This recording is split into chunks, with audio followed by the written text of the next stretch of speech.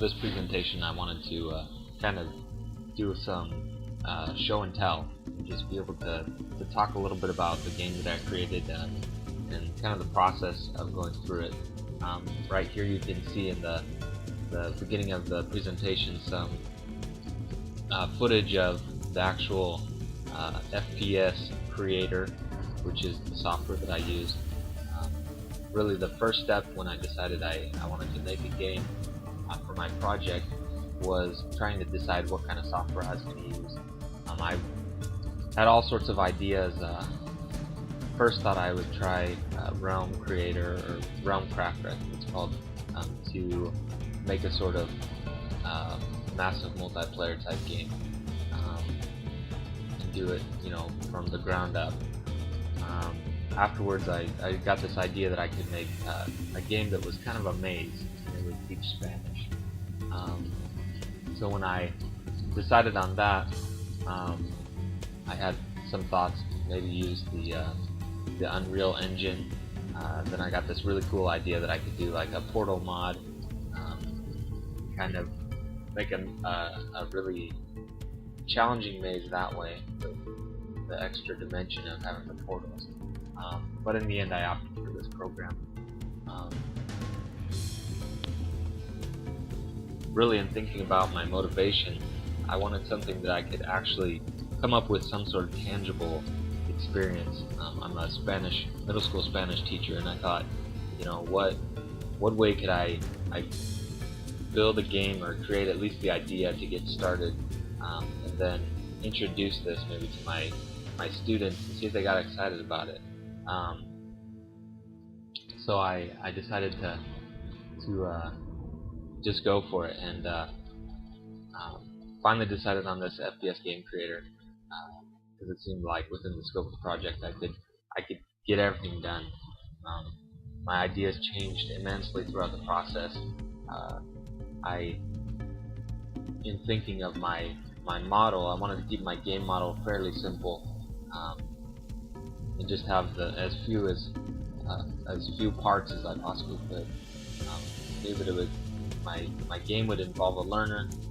It was going to be tied in really closely with motivation.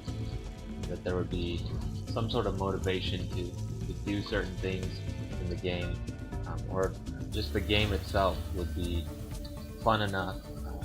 It could be engaging enough that someone would want to play it and get through to the end, and kind of the learning would be a byproduct.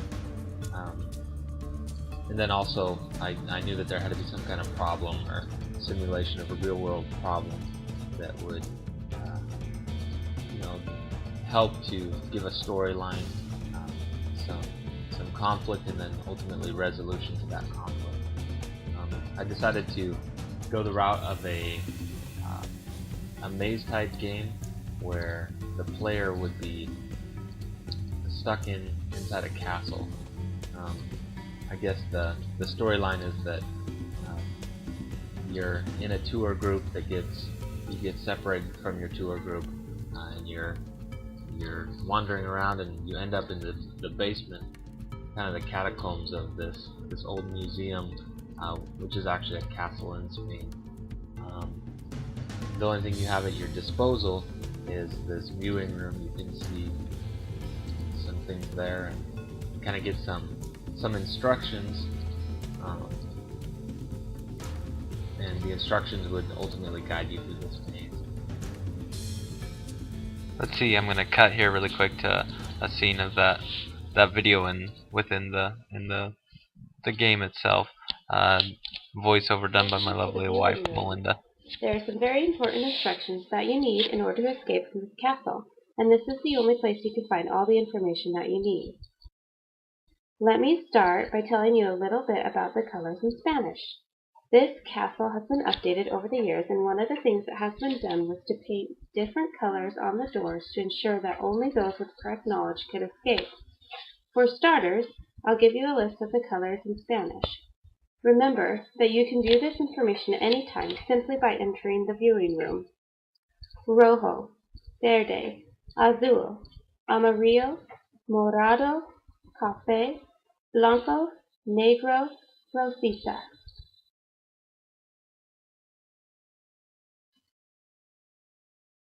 And now that you've had some time to think about the colors, let me give you something else important. You may receive certain clues during the game to help make it out safely. These clues will consist of the directions in Spanish. The directions in Spanish are as follows. Izquierda means left, derecha means right, derecho means straight. Once again, izquierda means left, derecha means right, derecho means straight ahead. You can see some of the game footage here. I tried to get a really decent sample and show you all the parts of the game, and kind of see how it plays out.